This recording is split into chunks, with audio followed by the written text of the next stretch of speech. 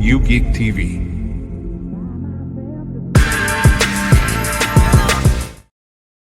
Welcome back to another edition of Unapologetic Opinion, the primary show of U-GeekTV. I'm your host, Jarius, Unapologetic Geek.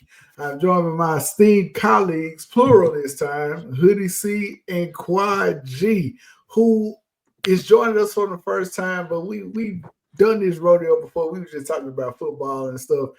And now we're gonna bring it into the realm of entertainment, man. And look, I'm excited about this episode. It's like a family reunion of sorts. Let's get into it straight out the gate. Bro, it is time for yet another review. And it was my bad that we didn't do it last week. And today we are talking about episodes 4 through 6 of season 3 of Invincible. And yeah, this is gonna be a spoiler review just like last time because I can't talk about this shit without getting into spoilers. And a lot happened. Going to episode 4, you know, we come back to the twins that were when we find out they were from the future, but earlier in the season they were trying to steal the Declaration of Independence. They give Invincible this whole sob story about this great dictator, and then they transport him to their future to overthrow the dictator. We're surprised to learn that it is Immortal. What is his name? The Immortal. Right. We found out that it's Immortal, and he is begging Invincible to kill him because Invincible apparently left the planet under his rule. And Immortal pushes Invincible until he kills him. And yet again, we have another example where Mark's no-kill rule has kind of gone out of the window with the death of Angstrom Levy from season 2. Like, he keeps... And he goes to that line, and I believe I brought this up last time we reviewed this. It goes to that line that Batman always brought up. When you start killing, where do you stop? Right. Where is the cutoff point for justified killing, so to speak? And of course, this killing is yet again justified because Mark was saving 2 other people. And Immortal wasn't going to stop without Mark killing him. Which is kind of funny considering his name is Immortal. But anyways, up until this point in the episode, like, this was just standard Invincible fare. Greg, I'll start with you. What did you think of episode 4? I guess the start of it, the first half. Man, it was so to me it was a bit like weird, like getting back into it.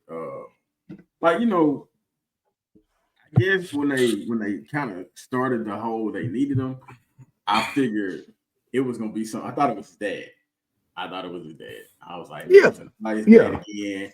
His dad that took over, because it's like when there was a scene where he was taking him through, and it kind of reminded me of Marvel, but he was like, man, do you always wear your clothes underneath? He's like, I need to put mine, and then he came from the future and was like, hey, how you doing? He grabbed him. And it made me think, like, when he said there's some things you just don't need to ask about as far as, like, why he was sad, it made me think, man, there's so many other, which that's going to get into it, there's so many other universes out there with him. So I thought, man, this is going to be his dad has finally fulfilled the Viltrumite, like, prophecy of taking over the world, and now he has to fight him. But then a little bit was like, man, that's just too much. Like, that's too much to give right there. But once I saw it was Immortal, I was like, the fuck? Yeah. You know what I'm saying? Like, nah, y'all can't give me more than this. Him, man, he handled him like early in the season. Like, like, this light work. And that's why I'm gonna be honest. I was a little bit disappointed that it was the Immortal. Yeah, man. Like, I don't know who I was expecting. I wasn't necessarily expecting Nolan. I'm gonna tell you who I was expecting. I was expecting a variant of Invincible to be the one that took over the planet. That's what I thought we were going with. But when I saw him one, I was like, okay. And then Immortal kept bringing up that Invincible left him on the planet and all that kind of stuff. And again, I was just kind of underwhelmed with it. Up until this point, to be honest, underwhelmed with the entire episode. Chris, it appears that you echo those sentiments. Like, how did you feel about it? Definitely underwhelmed, man. This is which I know this is an American thing, but this to me obviously 100% felt like in anime what we call a filler episode. Oh yeah, where ain't no real story being advanced. It's just some side bullshit to kind of justify another action or whatever. At this point, Mark making another kill, which I guess kind of progresses the story a little bit because now he's gonna have to struggle with that. Yeah, he's gonna have to struggle with that even more going forward.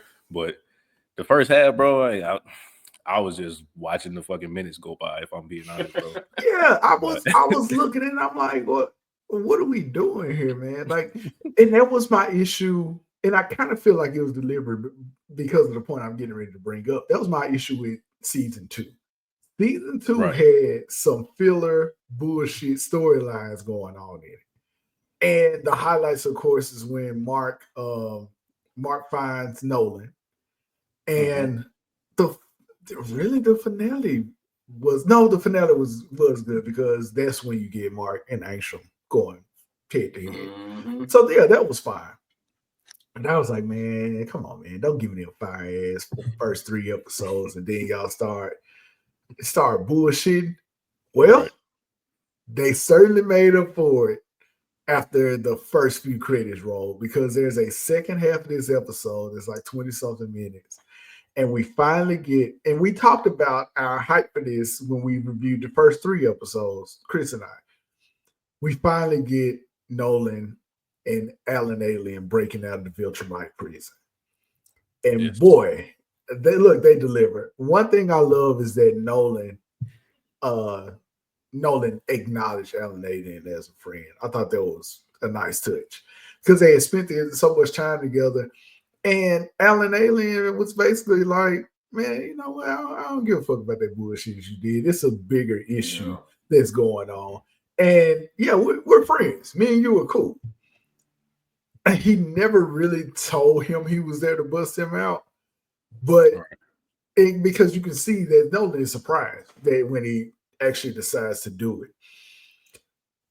The meat of this, and what makes this jailbreak so awesome, there is this huge chamber, and somebody bumps into it.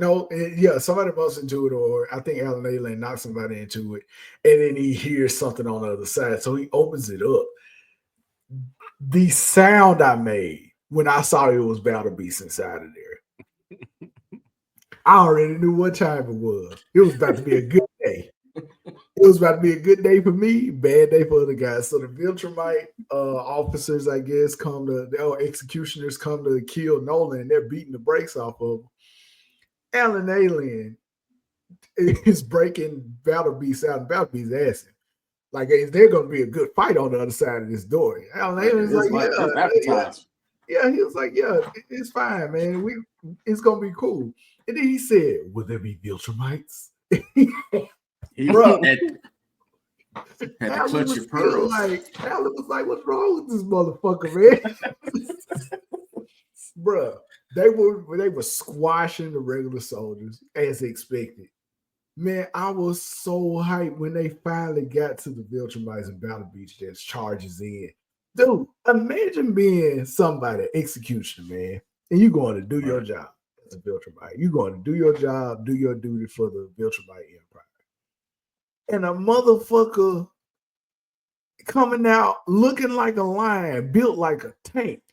You ain't never seen this man before. And all of your Viltrumite instincts and training is not working against this man. That's who I felt sorry for. I felt sorry for that motherfucker who had to fight Battle Beast. I legitimately felt for him. Alan Alien and Nolan, the Viltrumite, they had to tag to him and whoop his ass. Old boy was out there fighting for his life in space and couldn't get Battle Beast off his ass, man. That's one of my favorite characters. any Battle Beast merchandise, I got a copy. In the future, you will see a Battle Beast shirt on this show. Absolutely. It has to happen. Chris, how did you feel about the Viltrumite prison breakout on the back end of this pause? On the back end, pause again, of this episode. And I second that, man. Battle Beast is one of my favorite characters, bro. When they showed him on screen, yeah, I was like, all right, we about to turn it up now, bro. And the funniest part of that whole thing is, like you mentioned, they had trouble finding the execution chamber. Battle Beast was about to pack Allen out.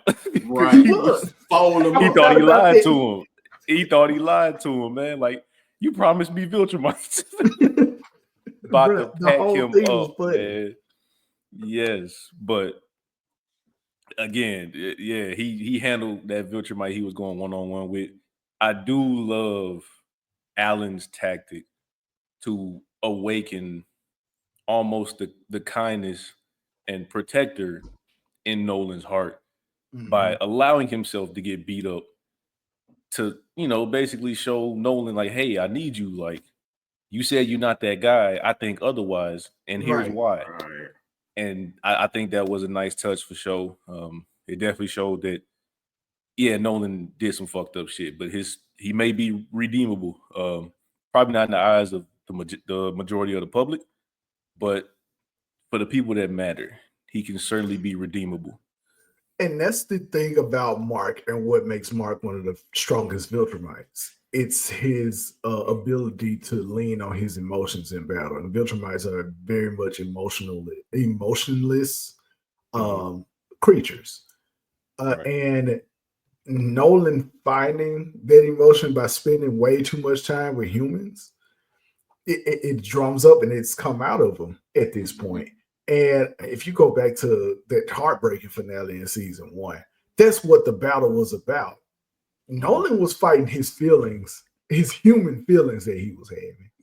And he was going to try to beat him out of Mark. But it ended up being Mark that made him realize, no, you have human emotions. You really don't want to do this. And that conflict that's in you, you're gonna have to resolve. You can't punch your way through that. And having Nolan kind of revisit that story with Nolan and Alan was a great touch. Shout out to that finisher where they both punched that dude in the head. That was horrible.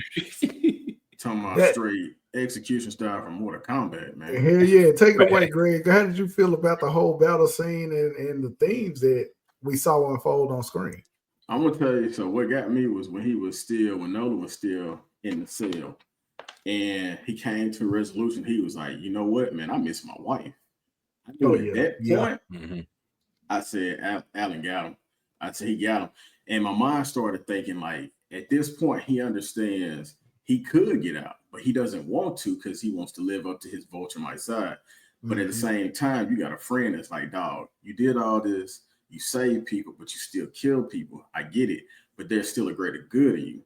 Now, when Battle Beast came out and he was just laying waste to them, like little foot soldiers, whatever, the little appetizers till he got to the main course.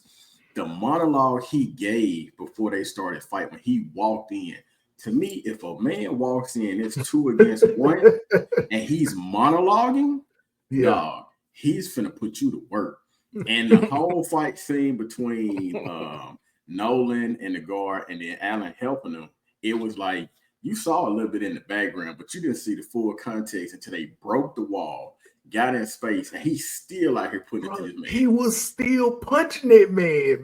Like, Battle Beast is a menace. And here's the funny part about that. Battle Beast can't fly. The other Viltrumite, honestly, if he could have gotten away from Battle Beast, he would have had a shot. Yep. He would have had a shot. Nah, Battle Beast is like, nah, boy, it's all smoke. All smoke right here for you. So I can't wait to see Battle Beast again. But that does lead us to the big reveal. Alan is worried about other Viltrumites coming as reinforcements, and Nolan just matter-of-factly tells him they're not coming. Right. And Alan's like, well, how can you be so certain? He says only 50 of us left, which is an astronomically small number. Facts. He says only 50 of us left, man. Like we're losing. Here's the secret weapon to beating us. You now know our numbers are limited. Mm-hmm. We can use that information to honestly defeat the Viltrumite Empire, and I'm very excited to see how that unfolds. Like the little space adventures, I like how they've been sprinkled in kind of on the tail end of other episodes to further those stories. Wow, and it gives us a break from the mainline story between Mark and the Guardians of the Globes and Cecil and all of that kind of stuff. Right. So that gets us to episode 5. And this episode was very, very, very interesting. Mm-hmm. I love the whole storyline with Titan. Beginning to end, they delivered. I like how this season they're kind of stepping away from Mark and his main story to shine some light on other characters in the show. And of course, it's really interesting when they do that with a villain. And Titan, you find out he betrayed Metalhead back in season 1, which, funny enough, was our introduction to Battle Beast, when he beat everybody ass. Everybody. Yeah, what's so cool about that scene? I know we just talked about him, but I got to give my boy some more shine. What's so cool about that scene is he did not kill anybody. He just stopped. And he was like, yeah, you know what? This ain't for me. Y'all really wasn't what I was promised. Facts. The Viltrumite you all did bring to me, he's an adolescent. I beat his ass right quick. That move when he takes that club and hits Mark in the chest, and that's it. And notice the rest of the team, they get mad, but you know who they didn't attack in that scene? Battle Beast. All right. Battle Beast opened the portal. Battle Beast opened the portal and left. They found something else safe to do in that fight. Battle Beast is like, I'm out. But anyways, we get back to it. But the opening of this episode is what we really need to talk about. I was disturbed, but I thought how Multi-Paul broke out or attempted to break out of prison. Facts. Crazy. Greg, I'll start with you, man. What did you think about that opening? Man, so the way he just carelessly multiplied himself, like he didn't care anything about them. It was all about getting out. That was really graphic to see how many he put into that cell and they busted it and he got out. And it just shows he a true villain at heart. Like it don't matter to me. Yeah, like it don't matter, bro. Literally the definition of I'll sacrifice myself to end you. Right. Like literally, I will. And when he did, I was like, bro, he's finna be a problem. It was nasty. That was the time I was happy this show was a live action. That was disgusting. Yeah, like that was tough. But it was badass at the same time because at first I was looking, and when I finally realized what was happening, I was just like, well, hold on. That was pretty smart. That was really smart. He is thrown off to do some shit like that. I love his fighting style though, and how he used his duplication. Like it's the sleight of hand that he does. You're fighting one of them, and then when you shoot that one down, the next one is behind him, and he keeps you in the fucking face at this point. And like he was beating everybody ass up in there, and they had to give him the collar on his neck to keep him from duplicating again. Yep. Which I thought that was a pretty cool resolution. But it gets us to go ahead. No, that's crazy. That's interesting when you said the sleight of hand, because when you think about how she caught him when what's supposed to be Adam Eve caught him. Yeah. If I hadn't have been watching that scene closely, I would have never saw that he multiplied before she did it. Right before she did it. Yep. I had to rewind it because I'm like, when did he do that? But you can see when he did flip. Yep. And then what was badass about it? The version of him that got out came to the cell and looked at the version that was still in prison, like, we did this shit, which is funny. He's gonna still be in prison, but just like Duplicate, who we found out, like her multiple essentially assumed her identity, which it feels like the consciousness is split. until there's only one, and then it all comes back together. It's gonna be a whole multi-Paul in there, and they'll be none the wiser, and he'll just be out in the streets again. But the main core of our plot is Titan is asked by what was his name? Mr. Liu or something like that. Whatever. Mr. Liu, who is this badass crime boss, who is the crime boss of all crime bosses, wants his assassin back. This whole episode hinges on multi-Paul, and he tells Titan, look, you're gonna be tasked with it. I'm not about to get out there and do the dirty work myself. This is what I got you here for. And you find out about Titan's family, and Titan's just a man who ultimately isn't just like your typical villain. He wants control because he feels like the streets are actually safer with him than being in control of Metalhead or Mr. Luke. And that opens up like a really good story.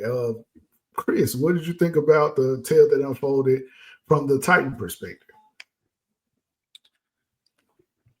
Yeah, I mean, it just goes to show, man, that like can't really judge a book by its cover, right? You know, and you know, in the first season, you kind of feel like he isn't this heartless guy to begin with, Right. but now you see why, right? Like you said, this was all to protect his family, but essentially his daughter. Like, yeah, that rings volumes, man. I mean, how many people have done that in real life? Like, I feel like this is going to be a lot better as long as I'm in this position to call the shots. Right. Like, I'm not necessarily a bad guy, but I know I'm going to do less than what he's going to do. So leave it up to me. But yeah, I think that was a real nice touch. We got to peel back some layers of his personality and how caring of a father he is, which, you know, we can all attest to that. So that was kind of dope to see. Yeah, I agree. I like how he shows Invincible. The streets are much better with me involved and me in charge. There is a worse threat that's out there, and I'm trying not to give him what it is he wants, because honestly, the way multi-Paul was out there killing people, if Mr. Lou and him get back together, goddamn, you know what I mean? We gotta keep him locked up. And again, this gave Mark's world is no longer black and white at this point.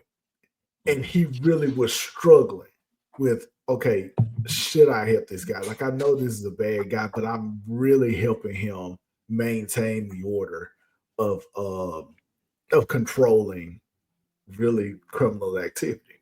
Should I help him? And I love how up until this point, we've gotten hints that Mr. Luke eats people. And then Titan just flat out says, no, he turns into a fucking dragon. He will eat you. It's not that he just like this cannibal. That's not what we're saying. He will eat you. Boy, they deliver on their promise of him turning into a dragon. That shit. Luke Kane style. I'm up here thinking it's gonna be like a humanoid dragon. No, he turned into Shinron. He's a big boy. And he was just out here flying, gallivanting in the skies above the city, tearing shit up. And it got us to Mark fighting a magical being, which is something you see in Superman. Superman fights all types of things, science experiments, other superhumans, aliens, and mythical beings as well. And it was kind of a fun fight. And then you got to see him and Adam Eve team up together, which was dope. Like, it was a good bloody fight, but bro, Mr. Lou beat Mark ass, didn't it? He was a problem. And we talked about this last time. Yeah, we talked about this last time. I like that the threats that Mark is going through has elevated along with his newfound strength. Like, now he's a stronger Viltrumite, when now he has stronger opponents. And I like the escalation. How did you guys feel about like the handling of the whole dragon fight and all that kind of stuff? Chris, I'll start with you. I thought it was dope, man. Like you said, the just the whole dragon form was crazy. And then he even mentioned that he's not made of this world with his dragon astral plane form. So Mark even kind of, you know what I'm saying, he kind of did him in, or so he thought, and he just kind of shaped back into reality. Like, it was crazy, man. But Mark I do was love on the verge of losing when he gave it his best effort, and the dragon just got back up. But go ahead. Nah, facts. Yeah, Mark was, it was curtains for Mark a couple times in that fight, man. Right. I do love the whole astral plane projection. Like, hey, guard my actual physical body, because if something happens to that, then the dragon goes away, right? Yeah. So I thought that was kind of dope. You know, so it even though how OP he was, he's still beatable. Yeah, If you he can had a locate his weakness. body. Yeah. I appreciate that the most. And then he had an 8-foot tall golem looking dude guarding his body, man. So that was gonna be a tough out. But at this point, you kind of see the plan unfolding. Like Titan started the fight with the dragon. His right hand man double crossed him. Invincible got involved, and while Invincible honestly was taking the fight, that's really what Titan needed Invincible for. He was gonna be the only person that could go toe to toe with the dragon. The real problem was getting to the body. And that's where the brilliance of Titan's plan comes in. Greg, what did you think about the double cross that Titan pulled on Mr. Luke? Man, so it caught me off guard. When I kind of saw the way that plan actually worked the best was not only Titan, but Isotope. Isotope played a very vital role where he Isotope the MVP, honestly. To be honest, because he showed he in the same maybe 30 seconds, he betrayed Titan, he betrayed Mr. Lou, and he betrayed Machine Head, all in the same 30 seconds. It's crazy how he set that up. And then once they had finally killed off the dragon, he snaps in. I was like, ain't that about a bitch? Where he come from? I thought, man, it threw me for a loop. But another thing is we saw how Multipart and that dragon fought in that prison. Like, if it wasn't for Adam E, bro, it would have been a wrap. Quick. She's the Invincible's MVP, the show. Yeah, she helped him out. Yeah, because look, Mr. Lou was on everybody's ass. He didn't care. He done tore the prison up and everything. He will beat the fuck out of people, bro. I do like how Isotope, like, it was the obvious solution, and because the whole fake out of the betrayal, you let your guard down on it, and Mr. Lou and his bodyguard let his guard down. Well, yeah, I don't have to fight you if I can transport you 100 feet into the air and just drop you. I think still easy money. And then he revealed that he was about to betray him, which made the bodyguard then lower Mr. Lou's body, and that's all he needed him to do. Honestly, he could have transported both of them and just dropped them, but he didn't do that because you run the risk of the big golem saving the dude. Yeah, it was the execution of Mr. Lou by Metalhead that was just dope as hell. And and he was talking shit up until that point. Like, boy, I've been waiting. I've been waiting for this shit. Shout out to Titan. That's another way to get Metalhead out the way. Worked perfectly. Look, I'll let you kill him and become the boss's boss. All you gotta do is leave me alone. Hell yeah, Metalhead taking that deal. Facts. Titan is such a smart character. That's what I really liked about all of this. He's such a smart character, and I love the way he handled everything. And again, Invincible is left with the world is a great place. Sometimes they're going to have to get dirty. Go ahead. One more thing. So this is something I thought about that thing. So in the end of this episode, we see that Mr. Lou, the bodyguard of Mr. Lou didn't die. Yes. He's in the building, but he didn't die. So think about it this. Titan didn't die, and he did the same thing to both of them. He knew how far to drop them for them to survive. What if it's in the plan that Isotope is the one that's going to basically betray all of them and have a plan to betray every last one of them, and then he's going to be the boss? I'm not beyond Isotope being that diabolically smart. I ain't even after seeing that. What I do think, and that dude still survived. I said, no, man. I said, something don't sit right with that. Because I know he did it to Titan, so he would survive. But you let you let Metalhead think that you killed his bodyguard because we saw him drop in the background. But at the end, we saw him come back, and I thought, well, if he did that for Titan, what's to say he didn't do it for that bodyguard? I like that. I like that theory. The reason why I'm not sure that that's the case is because of the hints that we got from Mr. Lou and how powerful he is up until that point. And honestly, it benefits Mr. Lou if people think all they have to do is kill him, when that's not the case. Yeah, right. It benefits him. So, like, you don't reveal all your tricks. That's it.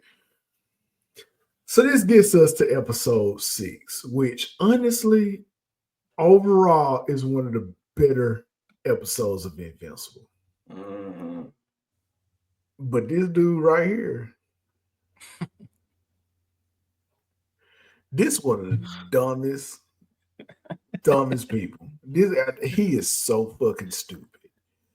Facts. You had to take a couple leaps to even understand why he was just so hard up, pause, to kill Mark. Like, Mark couldn't save your sister and her kid. All right? He just couldn't do it. His father, a full-grown Viltrumite, was beating his ass, sir. Sorry. That's what was going on. But to find out that the arm that was in Mark's hand was his sister's arm was crazy. Yeah, the boy lost his the boy lost his mind. I like the origin of Powerplex. Everything I like outside of not understanding after seeing Mark do all these heroic things, and especially having him work for the CIA and seeing Mark up close. I didn't understand him not understanding that Mark was actually a hero. I wish they would have leaned more into him being afraid that Mark was going to do what Omni-Man did and turn on him. That makes more sense to me, being paranoid in that way. But him being grief-stricken just doesn't work because, again, Mark was clearly not the bad guy. Powerplex has everything you need to be a good villain. He has powers that make sense. I love that the more abuse he takes, the stronger he gets. And eventually it puts him on par with a Viltrumite. I do like it. The suit works for me. The whole power disc, all of that stuff works for me. His origin needs a little work, but you have the makings of a badass supervillain. The thing that's missing is common sense. I was with him until I wasn't. Greg, what did you think of Powerplex, man? This episode was good, by the way. Episode 6 really was good, and they did a good job building up. I like how every time he called Mark out, you kind of had that anticipation of Mark showing up. But they kept like putting it off. Adam Eve takes him on at one point, and then the Guardians of the Globe comes, and the first fight was against Century, I think. No, it's the shifter dude. The shapeshifter. Yeah, shapeshifter. Shapeshifter. Shapesmith. Yeah, Shapesmith. He fought him. Yeah, he fought him, and that was like kind of a fun little fight. It kind of reminded me of Broly. How when Broly starts out, he's built up as this badass, but in his first fight against Vegeta, he doesn't do that well until he starts to evolve. It kind of reminded me of that. And then you finally get to the fight with Mark, and Invincible doesn't go in punching. Like Invincible comes in, he tries to reason with him. But tell me how you felt about Powerplex starting out, Greg. Powerplex to me, like you said, is the makings of a great villain. I like his aesthetic when he comes with, like you said, the more damage he receives, the powerful he gets. Now he deserved to beat the living dog shit out of Shapesmith. Like that dude to me is super annoying. And when he fighting him, I mean, I felt bad for him because nobody knew who he was, but you kind of like third string when it comes to superheroes. So I mean, whatever. But I think, like you said, he didn't have enough common sense to understand his powers before he went after Invincible. Yeah. He basically understood what the orbs that he has. He understood what they could do for him, but he didn't understand like his limit because he was so riddled with emotional like disgust and anger, and my Yeah, sister's gone. Like he used to power himself, that it ultimately cost him way more in the end, which I still don't think he's done. I really don't think he's done. It'd be great if they bring him back. They have to bring him back because I feel like off that episode alone, I see so many angles where he could be used. But I see so many angles where he could team with Cecil too. Like that's one thing. I can see that. I can definitely see him teaming with Cecil. But in the end, like what it cost him in order to fight him, and then when they figure out how your powers work, it's like you being defeated. But that scene when he was in that truck and he figured it out, oh, bro, I was like, this shit was dope. Man. Yeah, this shit was dope. Oh, and I'd like the scene with his wife hitting him with the sledgehammer. I thought that was a cool scene. Like the way they built Powerplex up was dope as hell. I'm gonna give them all the credit for that. And then, eventually, like we said, we get the face off. And I'm up here thinking, okay, we're going to get a pretty dope fight. But, man, Invincible goes in. He's like, look, you got a point.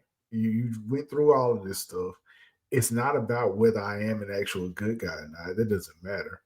What matters is what happened to you. And I'm sorry for that. And I just want to understand what it is that I can do to fix it. And then basically at this point, Powerplex is he ain't trying to hear shit. He tries to kill Invincible, but at the same time, you don't quite fully understand Viltrumite powers. So that was a risk in and of itself. This man ended up killing his damn wife and child. And you know what? She's stupid too. She's stupid too. Yeah, cook both of them. And then Powerplex act like the shit wasn't his fault, and he got even more mad at Mark. And Mark like, man, sit your ass down. But you know what? You know what? Powerplex's mindset behind that was kind of the same as Mark's when he first started. Like, my bad, I'm still a superhero. I'm doing good. Like, I didn't know, like, I don't know my limits to my power. I'm sorry that happened. He was just very immature about it. But I believe the way Mark introduced himself to him, like, bro, I could come at you and probably kill you, but I want you to understand that the feelings you have right now, I think he had a bit of empathy. Like, I feel what you're feeling. I understand what you're feeling, but it doesn't get you anything in the end. But he was so brighter with rage, he couldn't hear none of that. All he knew is, I want him dead. He did. I mean, and again, that was like the classic tale of revenge really doesn't get anybody anywhere. Especially again when you don't have goddamn common sense. Chris, what were your thoughts on this episode? Man, fuck that bitch ass dude, man. That's how I feel about it, straight up, bro. Yeah, everything y'all said, 100% check the boxes, right? He had the makings of a great villain. His suit, his powers, his abilities. Like you said, he basically like a walking Black Panther suit, building up energy after every lick he take. Like, I get that part of it. But like you said, bro, it's the lack of common sense where I got to jump off the bandwagon, bro. Like, I can align with a villain as long as their reasoning makes sense. Mm-hmm. You have none, so I can't fuck with you, bro. Like, and even like he's rewatching the tapes of Chicago, seeing Omni-Man hold Mark in front of the train, and he's still blaming Mark for this. Like, I can't rock with this dude, bro. He a bitch. Yeah. You know what I'm saying? I can't rock with him, dog. He is obviously going to make a reappearance the way he broke out of that truck at the end. So obviously he's going to play a part further down the line. But it's fuck him for me, dog. Yeah, even when he's in the prison, he's still blaming. Man, Mark didn't do that shit, man. You did that stupid shit. You did all of that stupid shit. All the shit you mad about, you did it. But that's honestly where we ended with that story arc. But we got a tease of what's called in the comics the Invincible War. Angstrom Levy is who has been spying on Mark and his family, and we have the reveal of all the other Invincibles. that are going to be coming out the mark. And from my understanding, on the next preview, the Invincible War is the next episode. So Man, we'll see how this goes. Yeah, it's gonna be lit. It's definitely gonna be lit. All right, bro. So that gets us to our next topic. I came across this very interesting. As a matter of fact, I'm gonna hide this so we can see the full list. It's very interesting list. I couldn't track down who did this. I think it's just a Twitter account or something like that. But they did a list of the greatest Black actors in film history. This is male actors. I'm very interested to see if they do a Black woman actresses. They have to. They have to. No. No choice. I'll read it off. Denzel number 1, Morgan Freeman number 2, Samuel J. You know how I said Denzel just kept going. I didn't say Washington. It's like it just rolled all right. Lawrence Fishburne, Samuel Jackson number 3, Lawrence Fishburne number 4, Chadwick Boseman number 5, Forrest Whitaker number 6, James Earl Jones number 7, Danny Glover number 8, Eddie Murphy number 9, and rounding out the top 10 is Jamie Foxx. Greg, I'm gonna let you start with this. Just tell me what you feel about this list. You already know. Having Jamie Foxx over Will Smith is just wild. I'm just gonna put that out there. That's extremely wild. Jamie Foxx is not a terrible actor, but you to not include him in the top 10 out of some of the greatest movies, Concussion, 7 Pounds, The Pursuit of Happiness. I mean, like, I cannot put Jamie Foxx's lineage over there. Like, I refuse to put that over there. I'm sorry. Django was nice, but it went Will Smith nice. I'm content with Chadwick Boseman at 5. I know you have yours. I'm gonna let you have that, but I'm content with him at number 5. We already agree. The top 4, hands down, no argument. Nobody's arguing. I got no problem with the top 4. I agree with that. The top 4, they on the list. They locked in. Somebody that I'm finna be extremely controversial about, and y'all gonna probably step on me. I would not put Eddie Murphy in the top 10. I'm not mad at that. I'm gonna talk about it, but go ahead. I'm gonna let you cook. The only reason I say that is because, yes, he's a comedian, but I don't have enough of his comedic relief besides Nutty Professor. I'll give Nutty Professor that all day. That's funny. But I don't see it as a high enough comedic relief to put him in the top 10. 11, 12, probably so all day. But top 10, can't do it. Go. Can't do it, man. Chris, give me your feedback on the top 10. Man, this shit is trash. No, I'm playing. Like we said, the top 4, that's undisputable, man. This is just some completely subjective shit, man. Like, there's multiple people who you can interchange on this list, right? I mean, you got your Blair Underwoods, you got your Wood Harrises, you know what I'm saying? You got Wesley Snipes, like, yeah, Will Smith, bro. Like, any 4 of those guys could be on this list to me. This is obviously going to change in about 10, 15 years anyway, right? I mean, you got to think about Michael B. Jordan coming up.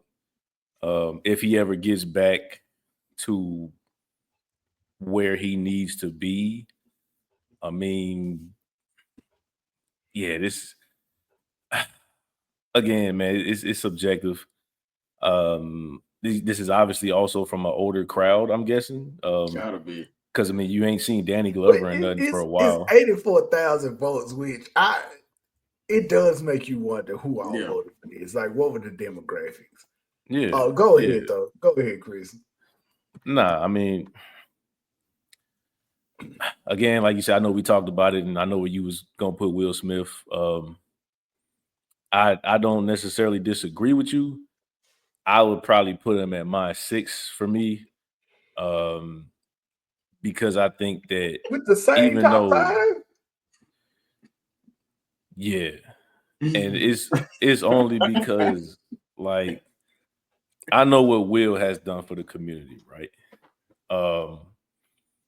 But I feel like even though his obviously his impact wasn't as long, pause. I feel like the way Chadwick brought all black people together over that short period of time, I feel like that shit it speaks volumes to me, dog. Like right, wrong, and indifferent, whether everybody was a Marvel fan or not, everybody went to see that shit. Like I can't look Okay. past that, man. Okay. All right. Oh, I'm waiting to hear this. Come on. Okay. Let me start. Oh wow. Eddie Murphy should not be in the top 10. However, Eddie Murphy is a great actor. Dreamgirls, my Dolomite is my name. And you know the professor playing all those different roles. Coming to America before that. Like he has great acting chops. He's not in the top 10. I just wasn't gonna let Greg disrespect Eddie Murphy. I'm from sorry. from a dramatic standpoint, which I just wasn't gonna do that. Danny Glover, I respect him. He's not top 10. It is just completely honest. He's not top 10. I'm okay with James Earl Jones. I'm okay with Forrest Whitaker, Godfather of Harlem, and Last King of Scotland. That's what Forrest Whitaker, honestly, I'm all right with him. Facts. Jamie Foxx is where things get iffy for me. I'm going to use the same logic that I used for the Viltrumites versus Saiyans debate. Mm-hmm. Give me your top 4 Jamie Foxx performances and put them against your top 4 Will Smith performances, and Will Smith is going to win. He is. Jamie has such a great performance in Ray. I give him props on that. Absolutely give him props on that. He carries. Will Smith was so good in King Richard, he would ultimately lose to Ray's performance. But Will Smith's performance in The Pursuit of Happiness, top tier. Right, it is right there. Jamie Foxx is off my list. He would be my third man out because I already have eliminated Danny Glover, Eddie Murphy, and Jamie Foxx. Facts. Chadwick is one of my biggest points of contention on here. I love Chadwick. I appreciate him bringing T'Challa to life. I am not certain that he is a top 5 actor. Will should be, honestly, I would put Will at 3. And I love Sam. True. I almost want to put him over Morgan Freeman. Here's the thing. This is why Denzel is number 1. This is why Denzel is number 1. But Denzel is a little bit overrated because his acting is variants of Denzel Washington. Right? Training Day is Bruce Lee Scott Denzel. Malcolm X is super woke and civil rights activist Denzel or Muslim Denzel, if you want to go that route. Right. Roman J. Israel. Great movie. Denzel as a lawyer. As an oddball lawyer, right? But the Pelican Brief is Denzel as an absolutely awesome lawyer. Not the Pelican Brief, Philadelphia. It's Denzel as an absolutely awesome lawyer. Like Denzel, he plays himself, but he's also playing something so different from who he was in the last movie. Ricochet, badass cop Denzel. Like you can just keep going on and on. So Denzel is number 1. A little bit overrated, but he's absolutely number 1. Morgan Freeman's 2 top performances are Shawshank Redemption and Lean on Me, where he was brilliant. Facts. Will got more impactful. King Richard, Ali, which I can. Okay, I'll take Ali out of him because I do have some issues with his performance in there a little bit. Right. Pursuit of Happiness. I'm not a fan of Concussion because of the whole. I couldn't get past the whole. I got you. Accent. I couldn't really get past that. Focus. Focus is Independence a Day. banger. Great movie, right? So yeah. right. And that's what I'm saying. Will Smith to me has more standout performances than Morgan Freeman. I'm ready to put him at number 2 on this list. I honestly am. Having him not be on it at all is insane. Yeah. It is insane. But Chadwick Boseman, he was good as James Brown. He was great as Jackie Robinson. He kept getting like these iconic roles. Didn't he play Thurgood Marshall? Thurgood Marshall. He did. I was about to say Marshall, man. That was a miscast just off the skin color, but he did great, right? He did great. Facts. So he has these iconic roles, but the one that gets him on here is T'Challa, and that's mainly because of his unfortunate passing. But having him at number 5 when Sidney Poitier exists is a problem for me. Yeah. See, they don't know about Sidney like that, big dog. Here is something else that is absolutely egregious, but it was his time in prison that kept him off of this list, and people kind of forgot how great he is. Wesley Snipes absolutely should be on this list. Yeah, I named Wesley for sure. Bro. Wesley Snipes. No, it's not even Blade for me, even though I love Blade and Greg has his own issues with Blade. And we'll talk about it one day. Yeah, we will talk about it one day.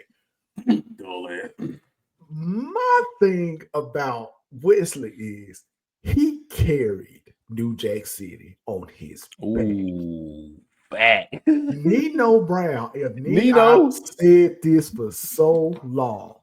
If New Jack City came out in this climate where villains have been winning Oscars left and right, Wesley would at least had a nomination.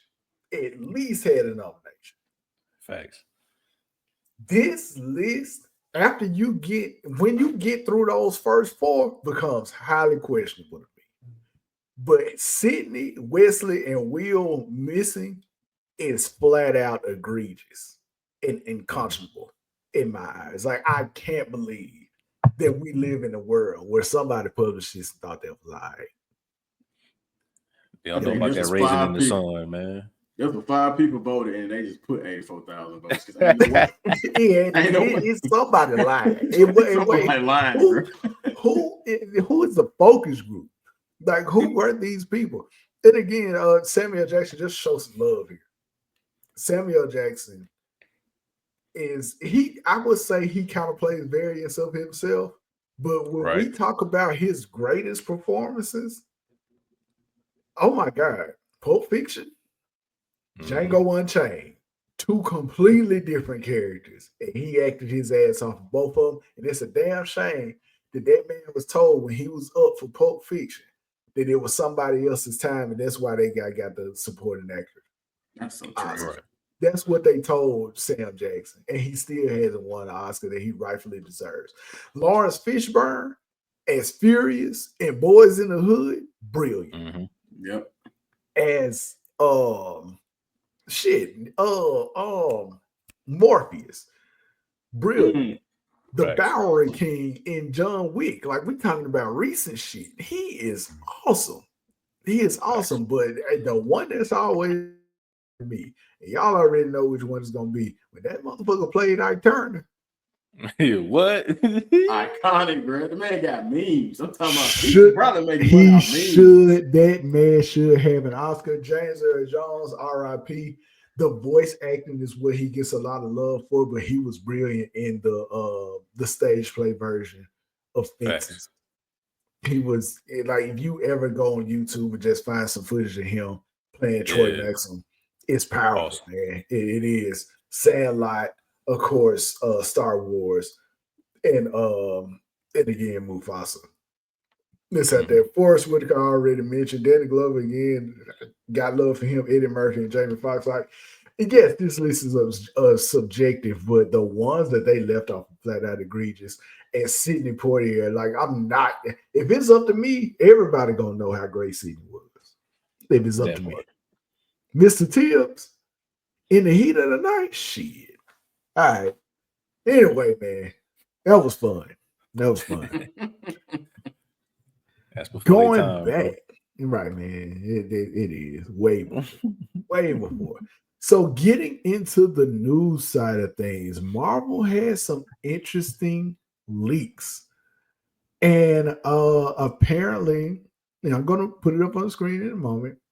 But apparently, these leaks are for either Doomsday, Avengers Doomsday, or Avengers Secret Wars. There is a special effects team that a lot of people just recently got let go, and they did a lot of work for Marvel. And it's kind of speculated that these leaks are legitimate, and these are disgruntled employees who have let this stuff out there. Yep. Let's just get into it. This is the first one. Mm-hmm. Now, here's why I feel like there may be some legitimacy to this. It's which version of Secret Wars it looks like this is going to be based off of, which is going to be the Game of Thrones as Secret Wars from, I believe, it wasn't 2010, maybe it was, or 2018, something like that. Very good story. God Emperor Doom. He and Doctor Strange essentially reshaped the universe. And like a lot of your favorite characters are very different. I love the sauce of this picture. Like, look at this dude. This is some badass shit right here. Big dog.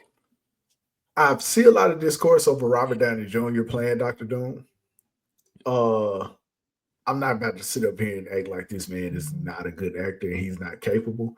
Seeing him play a villain inside of the universe that is so closely tied to him is such a bold move to me. And I really want to see what he brings to Dr. Doom, because I don't think you're going to get all those quips and stuff. I think you are going to get like a very different Robert Downey Jr. But man, this is a cold ass picture. This is a cold ass star, and I feel like they're legitimate. What are your thoughts, Chris, on just the look of this concept art? Shit cold, man. I mean, he looked like a big dog, bro. I kind of want to hang this shit up, to be honest with you. Facts. Yeah. My thing with RDJ, man, I think that because of his quips, he may be one of the best eligible people for this role.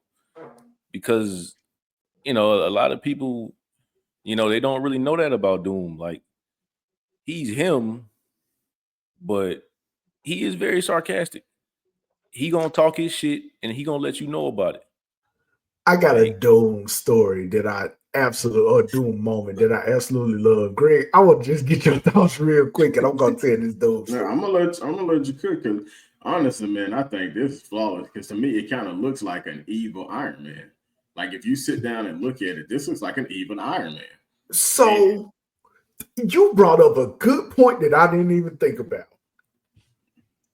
Yes, he looks like Doom. He definitely looks like Iron Man a little bit. Yeah, and like you want that symmetry for the story right. that you get ready to tell, because all of these characters is about to be different. I think all these characters are going to be different variations of either the mantles that they actually hold or other mantles, which I think is going to be interesting.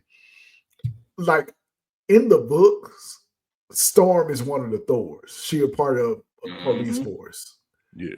That would be a crazy way to introduce the X-Men, to have Halle Berry have her own hammer and be one of the Thors in the Thor Corps. It's like, this is the cool shit that we could be into. I don't want to overhype myself or whatever and be disappointed by my own dreams of grandeur. But that is a great point. Funny Doom thing. Doom needs like an alternate version of himself. And this version brings like world peace. And Doom is listening to this man talk about like his other version, talk about how he was able to create peace and all this kind of stuff, how he put aside his differences with Fantastic Four, namely Reed Richards. And Doom is honestly appalled by all the stuff that he's saying. But he finally said something, and he was just talking, and he said, "Yeah, man, I put away that silly costume, and I really focused on making the world better." And Doom killed it. A version of himself, Doom killed him. Doom said the line was talking about the suit. Like he was cool with him being cool with Reed Richards. The problem was the suit. So going into what you were saying. Yeah, Doom is kind of funny. He'll say some bullshit, but he is kind of funny. So I give you that. I give you that. Next slide. This is the one that has me most excited. It all but confirms that the Black Panther is at least in this movie. Mm-hmm. What worries me is it T'Challa or another Black Panther? Right. This also kind of looks like Dancing Ninjas. And that looks a lot like Dancing Ninjas. And Dancing himself went online on Twitter and said Marvel approached him, but he turned it down. And people couldn't determine if he was being funny or not. We've talked about Black Panther several times on this show. Greg, I want to know how you feel about this. That'd be controversial again. I did not enjoy Snowfall that much. Sorry.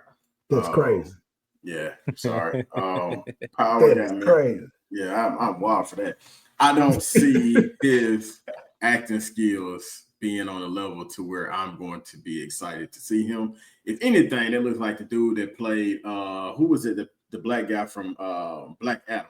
The one that what was it? That's my personal choice. Aldous Hodge. That's my choice to play. That's who I would do, or the guy that played Candyman in the recent one. I think they've already wasted him on Wonder Man, which is about to come out on Disney Plus. They've wasted him on that bullshit. I know there's gonna be some bullshit. Yeah, I kind of thought those two would have been my choice for him. Like I said, I didn't enjoy Snowfall that much. I didn't see his acting skills that much in that show, and I further sit with myself to think that if they did give him this, he would have to do a hell of a lot to prove to me. You know what? They could have had what's his name, Lakeith Stanfield. Lakeith could have kicked. He already coming out, man. See, absolutely not. He already coming out with his show, bro. Yeah. I know he got what's his name, Voodoo. Voodoo. Voodoo. Yes. I get that. Yeah, that's gonna be. I'm interested in that. Not to like, not in Black Panther. Yeah, but man, not to segue, but I'm definitely interested in that. But that's my three, man. I just don't see. I don't see him. And I'm sorry, I can't. Chris, bring some sanity back to the conversation, please. Please bring some sanity back to the conversation. Hey, I fuck with Damson. You know, he got that little bit of charisma, man, that I think can carry him a long way if he does. If Marvel did offer him this role and he does accept it. I do think he got big shoes to fill, just because of the aura and the mantra that Chadwick gave that mantle. But I think he can do it, man. I mean, when you got some of the GOATs like Denzel applauding him for, the work he's been doing, I think that speaks volumes, man. So if that was the case, I would have to see where the story goes more so than the actor. Agreed. That's what I'm more. I think we all can agree on that. Yeah. We got to see it. In the top 10 actors, I forgot to mention Mahershala Ali. I don't know how Danny Glover is on this list. Mahershala, now you're right. Hershey. Yeah. But yeah, I'm very interested to see what comes out as true. Here is another couple of pictures that leaked out that I didn't get.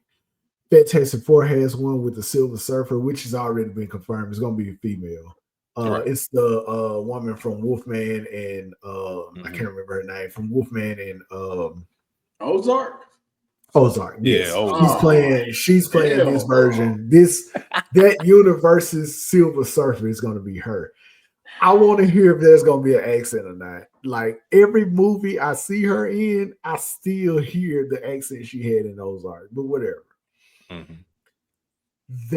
Franklin Richards may be in the Fantastic Four movie as a baby. That one is very interesting. That little tidbit, because Franklin, excuse me, like Franklin is a mutant, right. like he a whole ass X-Man, I think, at one point. So yeah, and yeah, that's gonna be interesting as well. I think in the post-credit scenes, Dr. Doom shows up in that Fantastic Four movie. That's my prediction on it. But there's also a concept with. Did I get it? No, I did not. Spoilers for the next segment. There's some concept art for the Court of Doom, where Doom is on the throne and Doctor Strange is next to him. And in that story, Doctor Strange again is like his right hand man in there. And finally, there is a concept for a dinner between the Young Avengers, which looks kind of cool. Also, and Miles may have been in that picture, but we're kind of shaky on if that's him or not. But yeah, and that's what we got so far. I believe filming starts next year. No, at the end of this year, I believe.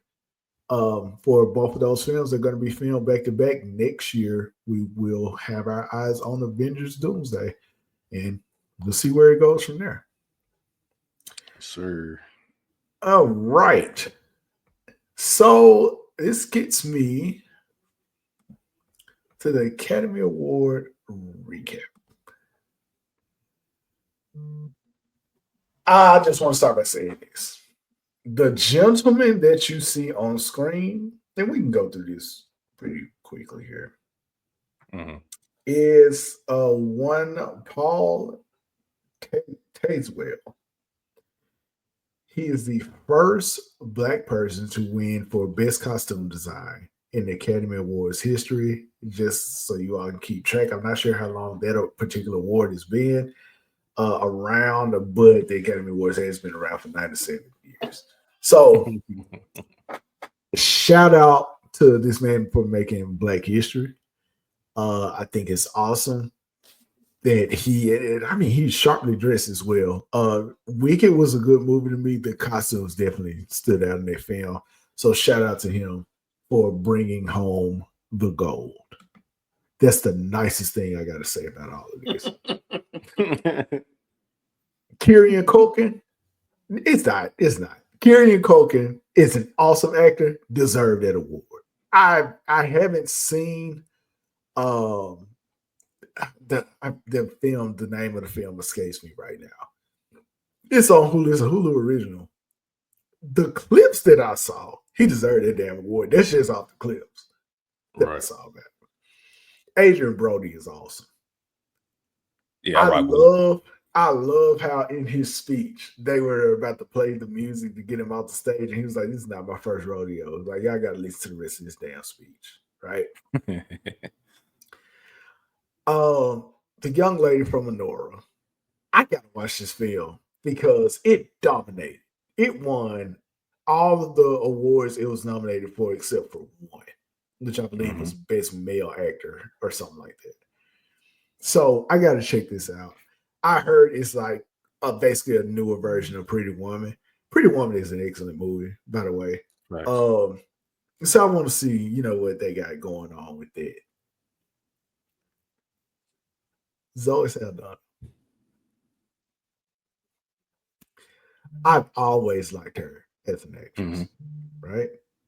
going all the way back to the first introduction in Drumline. Shout out to her.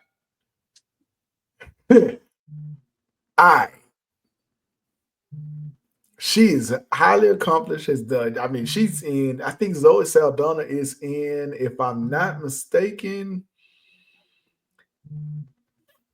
4 of the top 10 highest grossing films of all time. Avatar, Way of Water, Avengers Infinity War, Avengers Endgame. She's in 4 of the top 10 movies of all time, like highly accomplished. Yep. She's a great actress. I keep hearing about how awesome she is in Lioness. And then this Amelia Perez movie, which honestly, I am glad that the actor or actress, I'm sorry, who played Amelia Perez was disqualified for the wild shit she was saying, where she was supporting Hitler and all that kind of stuff. And I'm also happy that did not keep Zoe from winning the award that she apparently rightfully deserved. I heard she was good. She spoke Spanish and all that kind of stuff. Definitely want to watch it, or I guess when it comes on streaming, maybe we'll check it out and review it. But I'm very much I'm intrigued by it now that is one of the best picture. The Brutalist, I want to watch that. They said this shit 3 hours long, man. And if you ain't fight Thanos, I don't know if I got 3 hours in me. Facts. I don't know if I got 3 hours in me. But shout out to Kieran Culkin and really all of the Oscar winners. You know, I assume some of y'all deserve it, and I know others of you do. So, well, this is less fun. Hey. Isn't it being Disney? Let me say something. If you need any evidence that DEI is over with, if you need any evidence, Disney canceled a whole episode of a TV show because it had a trans storyline in it. Canceled the whole show before Trump even got in office. They canceled that shit. DEI is done. It is cooked. It's over with. These motherfuckers done shut down the whole animation department to cancel this show. That's my theory. Just cancel this show. We gonna shut down the whole thing. All right. So before I kick it to you, Chris, I'm gonna go over the combined offenses of Disney and Marvel up until this point. Here we go. T'Challa is dead.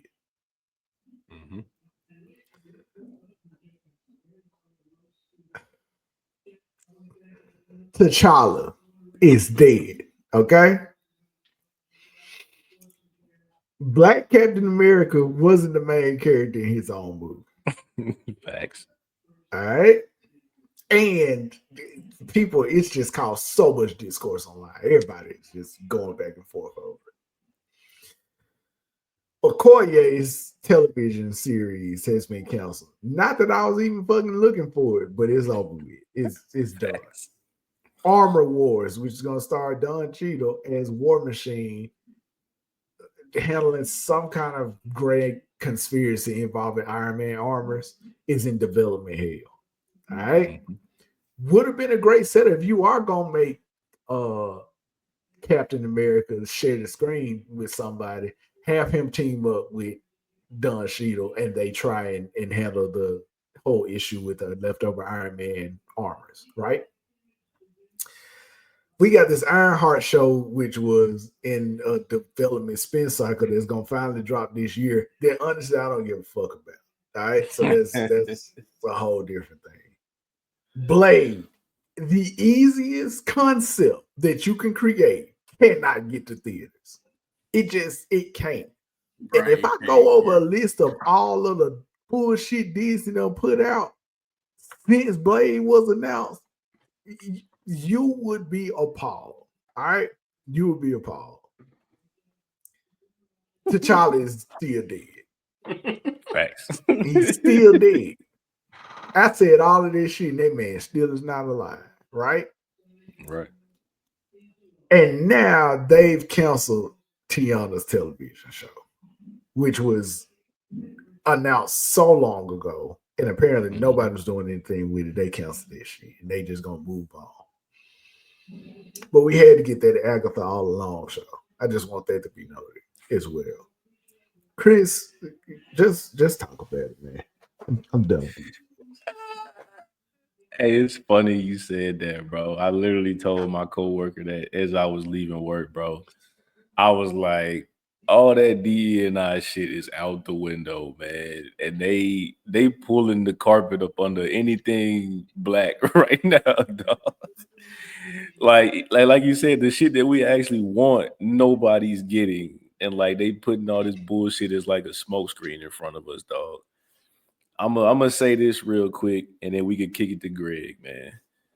This reminds me of a parallel situation that happened oh so long ago that I didn't even know about with SeaWorld.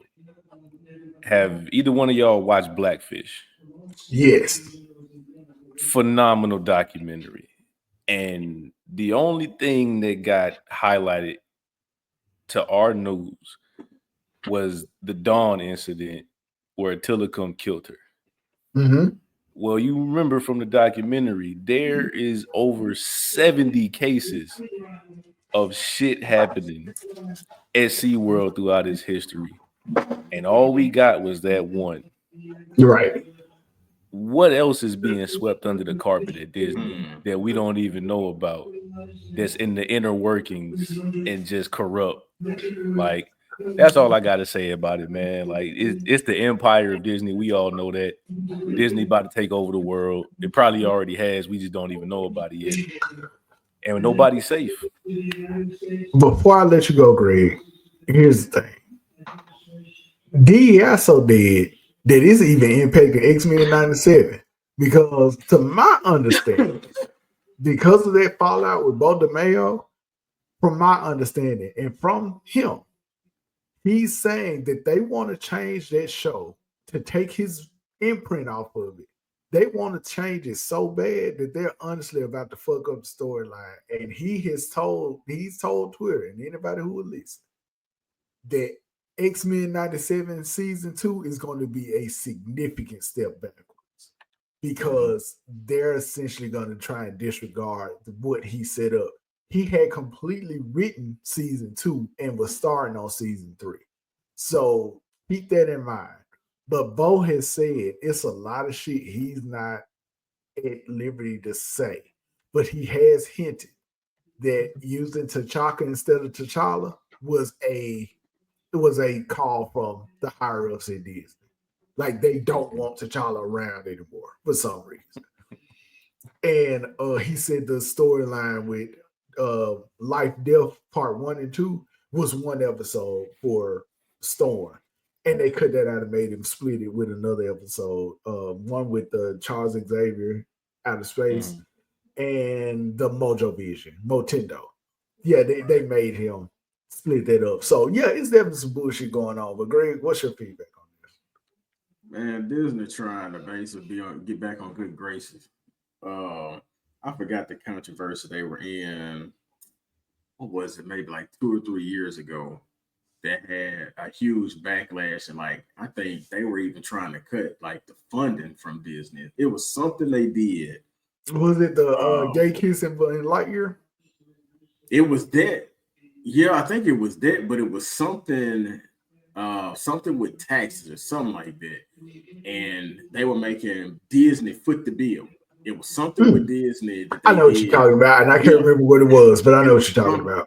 It was something about what Disney was doing, and they were trying to get them to foot the bill. And it was like Disney makes up like so much of the income of Florida. And I think Disney, I can't remember exactly what it was, but it was something they did, and it caused them, the government. They were like, it was a trans situation. Don't say gay. It was the don't say gay bill, I believe. That's it. And they were going back and forth with Disney over there. Yeah, the anti-woke people were basically going against it. And I think Disney has lost a lot of money, and Disney's trying to get back on good graces now. It may not be substantial to the point where it could shut anything down, but Disney like, look, we got to cut some costs. We got to get back on the good side of the anti-wokes. And I think that's kind of what they moved into. Like you said, they were doing this before the DI was kind of knocked out, and now they just full force, full speed ahead with it. Like they don't care anymore. Whatever. They're walking back. Yeah, they're walking back a whole bunch of stuff that they did. By the way, Acolyte show was all right. They canceled that shit. Black Silk Lord or whatever, and also T'Challa's dead. Last topic, and we're gonna get up out of here.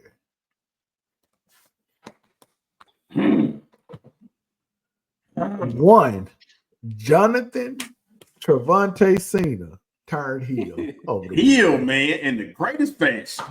Turned heel at the end or after the Elimination Chamber where he won. He got the final elimination over CM Punk, thanks in part to a very well-timed curb stomp by Seth Rollins. And The Rock, who you see in the middle with a very peculiar outfit on.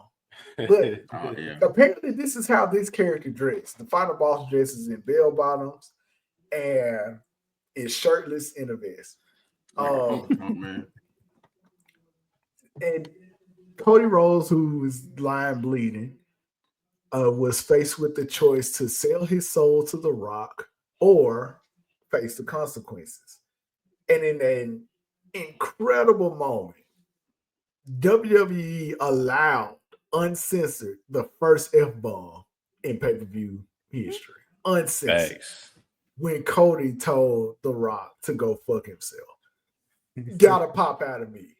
I couldn't believe we got that moment, and I thought that was very, very cool.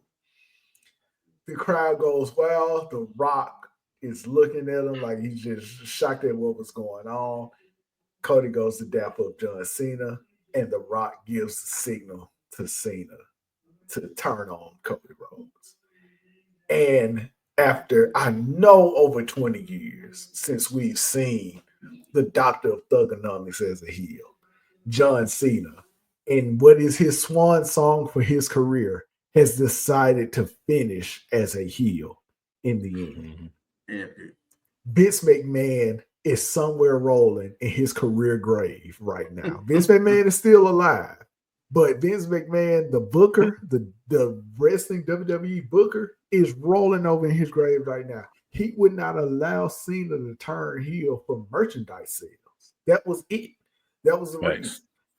Now you don't need that because, first of all, the biggest draw in the company is Roman Reigns, and he drew most of the money as a heel for 4 years. He's a face now, but he drew the most money as a year. So it's a whole different time period now. And when I tell you, from my understanding and from all indications, they are full on in with this heel John Cena character. Mm-hmm. Like they have a villain version of the Make-A-Wish slogan prepped for his shirts and everything. Like they have the trademark. This is going to be a full heel turn. He went to the podium and he took the microphone off of the stand and did a mic drop and walked off. Like he is fully committed to being a heel. And I'm very much excited about this because not only do we get him as a heel, The Rock, the final boss heel character, is also returning. And these two didn't like each other as a WrestleMania 28 and 29. And now they have joined forces. Hollywood Rock, Hollywood Cena. This is an awesome story. Cody Rhodes' title reign has been as pedestrian as it can be, coming on the heels of Roman Reigns' title reign. Right. And now it has new life. And yet again, he has The Rock to thank for that. I honestly don't know what's going to happen at WrestleMania. Ric Flair's streak is on the line. The streak of, not streak, but record of 16-time world champion John Cena is tied with it.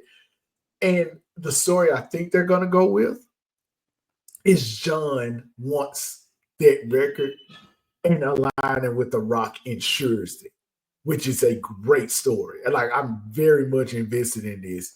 And John Cena became desperate.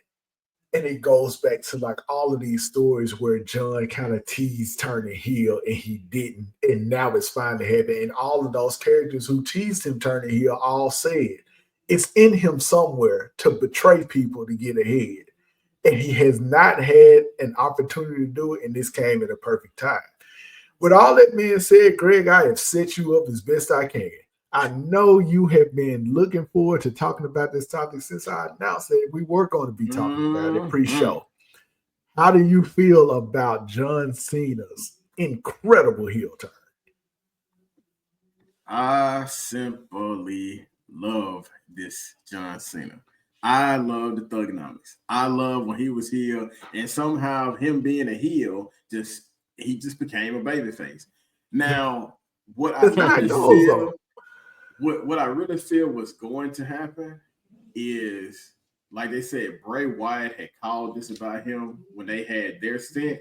I believe if Bray was still alive, there would have been some type of segue to where this kind of opened up, and then the Fiend would have been the third person to feed. That would have been so cool. This would have, man, so when cool. I tell you, that would have been epic, man. Rest in peace, Bray, because I kid you not, like, this would have been epic. The only thing I really want out of this is John Cena has to go back to Thug Life. He has to bring that song back out. He has to embrace the full heel.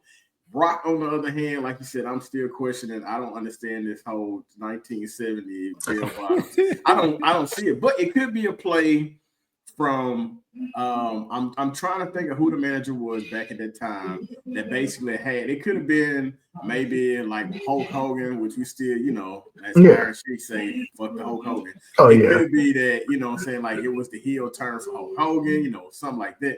It could be the New World Order because they do have, like, you know, photos of, and we keep getting hints of the numbers. Like the first time The Rock came back, he had the number 3 up. When he signaled to John Cena, it was the number 2. There could be a one last man. That's one. We ain't even worried about the goofball in the right hand side. I wish you could edit that out. But I believe the third man. Just a minute. The third man, y'all gonna think I'm crazy, but none other than that's Rollins. I like that theory. Chris, I know we talking about wrestling and this shit is crazy or whatever. And now Chris is already committed to watching WrestleMania, so we are gonna have a WrestleMania. Oh yeah. Oh, of course. Bruh, I keep telling people you can't sleep on the fact that Seth Rollins made the win for John Cena possible. Right. You can't sleep on that part because CM Punk had Cena dead to rights. Seth stayed in the chamber long enough to get the curb stomp off. Also, there's an interaction between Cena and Seth earlier in the match where he refused to fight Cena in favor of jumping on Punk. Mm-hmm. There was some storytelling within that match. Also, Rollins hates Roman Reigns. He was an integral part of Roman Reigns' loss.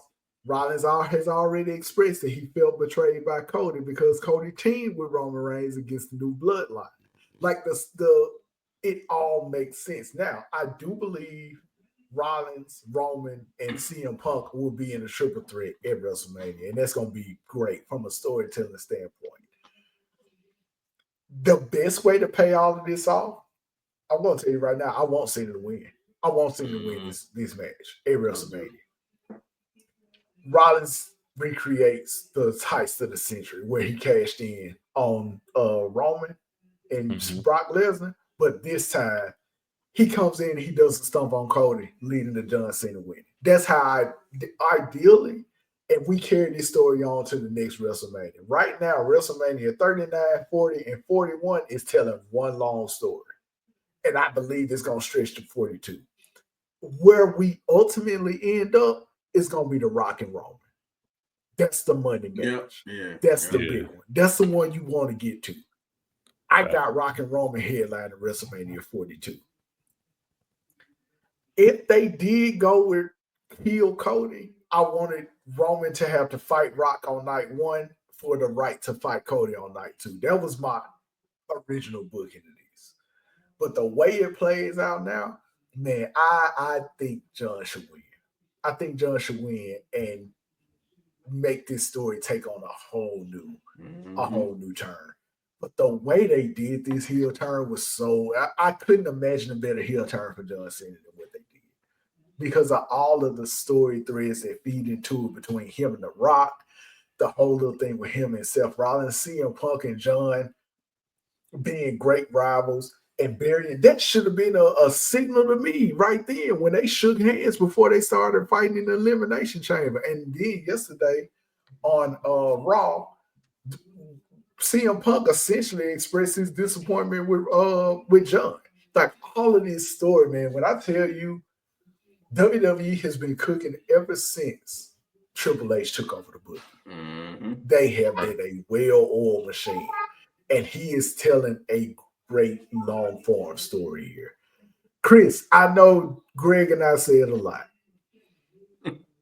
I'm not going to put you in the predicament of having to go through this from someone who knows all of the background. From a casual watcher standpoint, what did you think about the heel turn that shocked the world?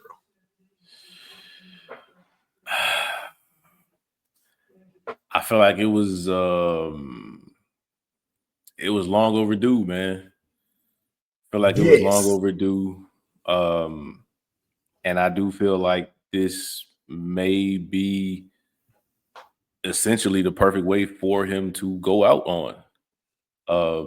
Because we John agree. First came, when John first came into the business, he was a stand-up guy trying to get everybody to love him and rock with him, and positivity, thug life, never give up type shit. And like now for all that to accumulate to him essentially being the heel, like I think that's cinema, man. I think yes.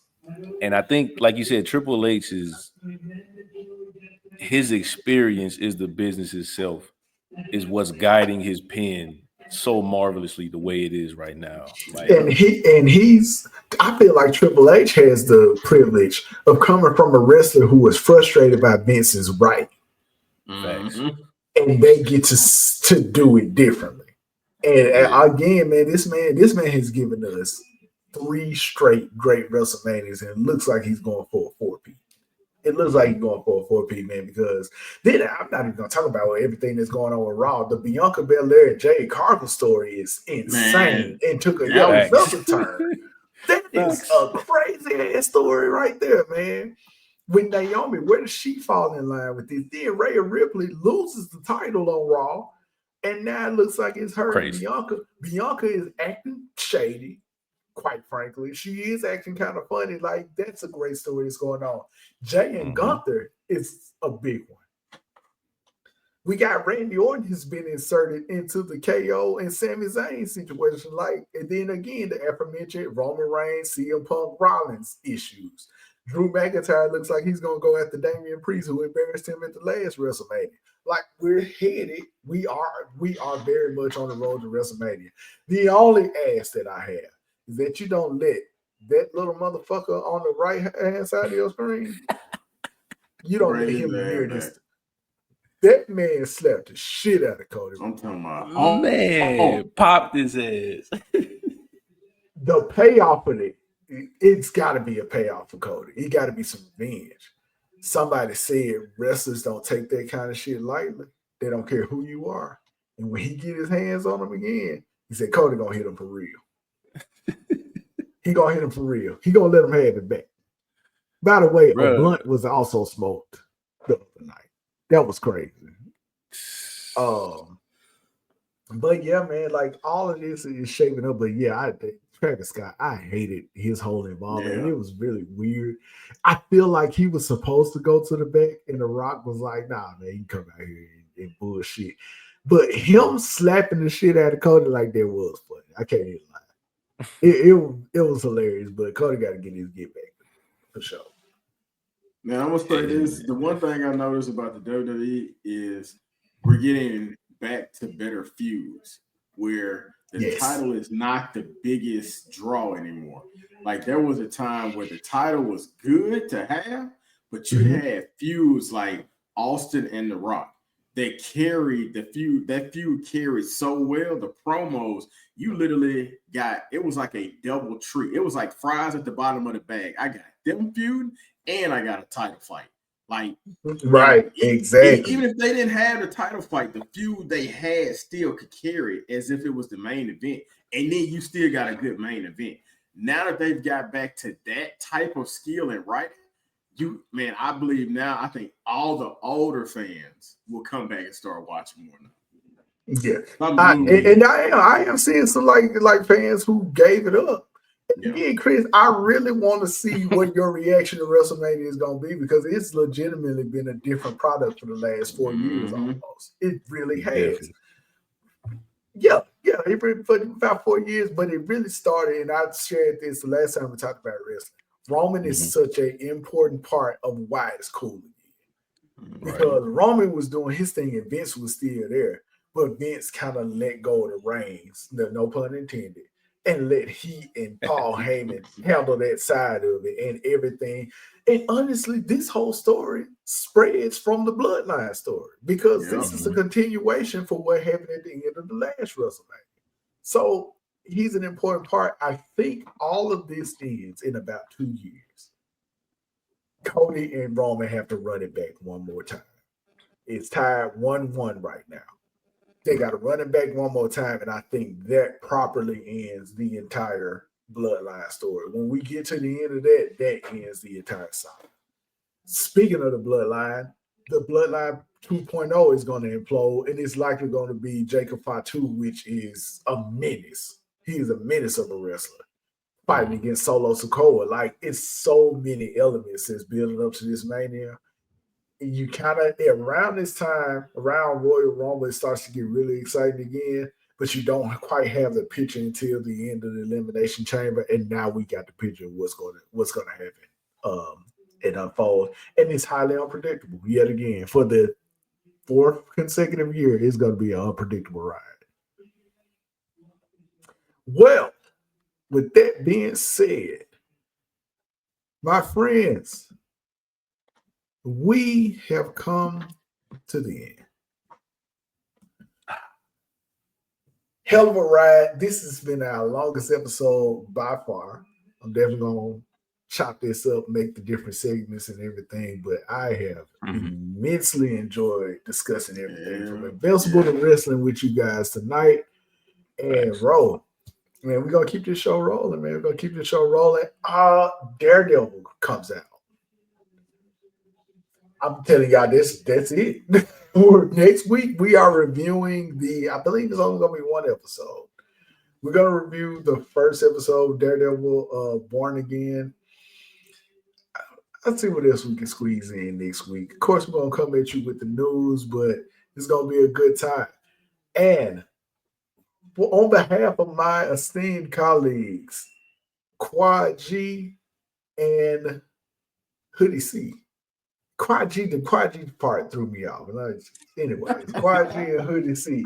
I am Jarius, Unapologetic Geek. This has been Unapologetic Opinion, and we are